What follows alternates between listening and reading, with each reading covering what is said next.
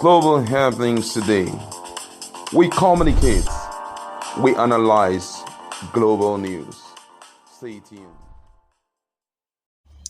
Hello, beautiful people. Welcome to Global Happenings Today YouTube channel. Yes, we're already on countdown to 2023 general elections, especially the presidential elections.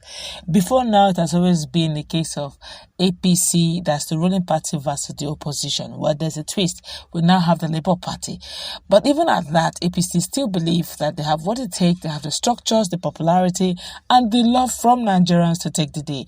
While PDP believes, especially Atiku Abubakar, believes that the North, he is the unifier, and the North still believes in their illustrious son. Well, for Peter Obi, he seemed to be the game changer, the catalyst that is bringing the young people on board, where they want the new Nigeria, the functioning Nigeria, a new era where the old and corrupt elite will not be found. Well, in a moment, you're going to find out what a popular politician, a governor for that matter, a Southerner, is already telling the whole politician generally that this may be one shocking surprise that may not go down well, especially with the elite, but then history will be formed.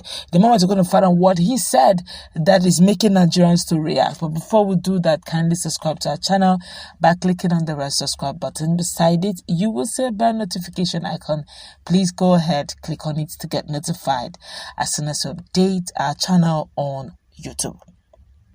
Well, according to Edo State Governor Godwin Obaseki, has called on political leaders across the country to step up and assuage the pains of Nigerians on many fronts due to poor governance and inefficiency, or expect a surprise from the electorate in the forthcoming 2023 general elections. Obaseki, while speaking to journalists in Benin City, noted that Nigerians are fed up with the inefficiencies and failures of government officials and other representatives, and will reject the same if nothing is done to change the narrative.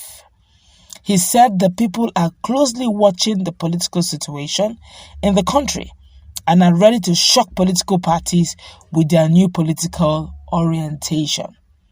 Obaseki stated, and I quote him, "I am sure that we are all watching the development in the country very closely, particularly the evolving political development.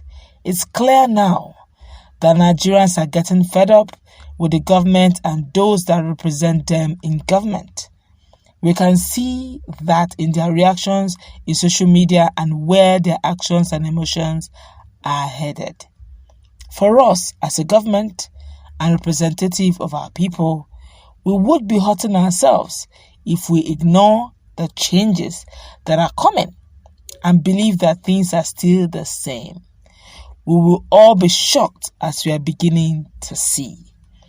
People are now beginning to realize that they need to demand more from people in government and those managing their resources and commonwealth.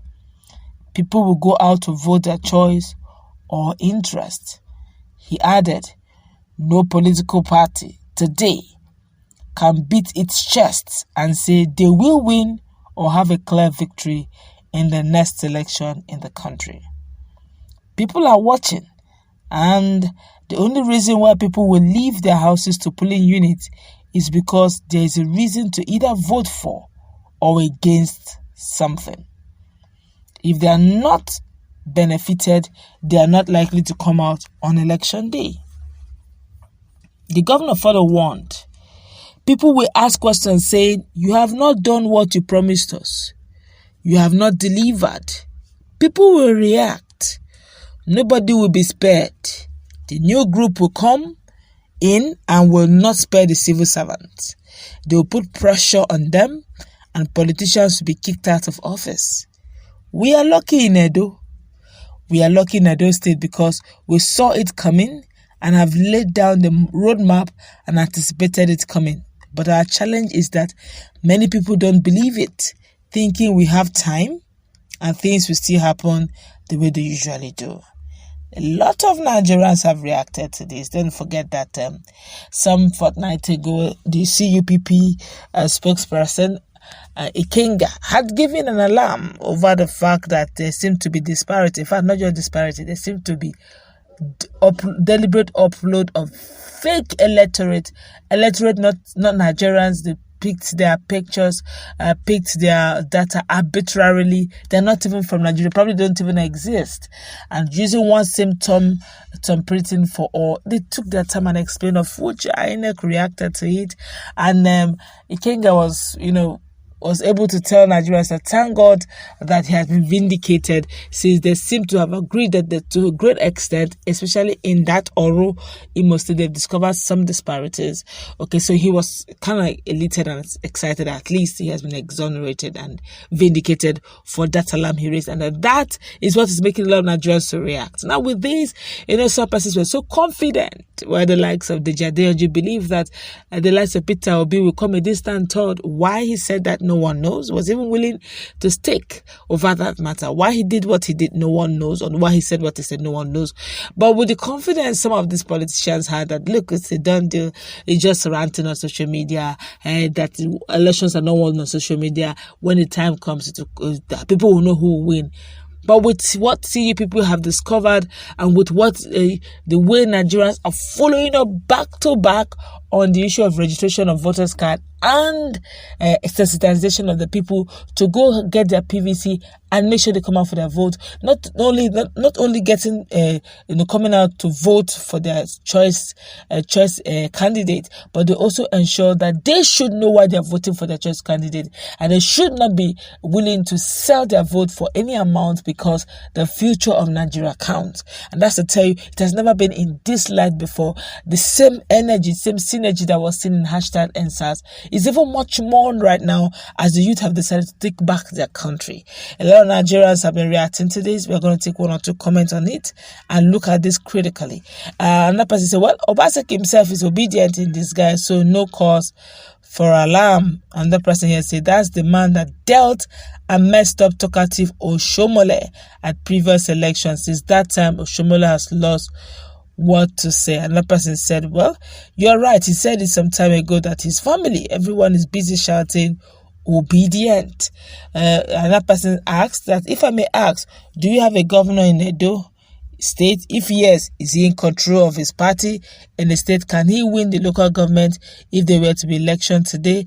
Is he a performing governor, or are you a performing governor? Please, when other governors are talking, Obaseki should not talk. Okay, but let's look at what you're saying now. Very quick one.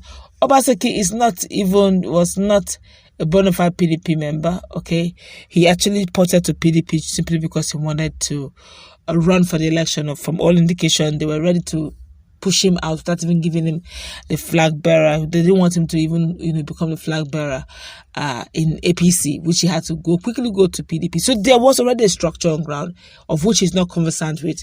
All he wanted was just that that platform to contest, of which he did. He emerged. So he may not have that control, as you say, for PDP, simply because there was already an existing structure which may not even be loyal to him. Okay, even APC, you see one leg in, one leg out. So he's more like a neutral politician here. Okay, but looking at what Obaseki is saying, one of the things that pushes down a man is playing down or underrating your opponent. But Peter Obi, they keep calling him a social media president. He's moving like a tsunami. Just give it time. Before the election proper, you don't know what will become of Nigerians generally. Who knows? Everybody could just become obedient. Let's go wrap it up. Let's now come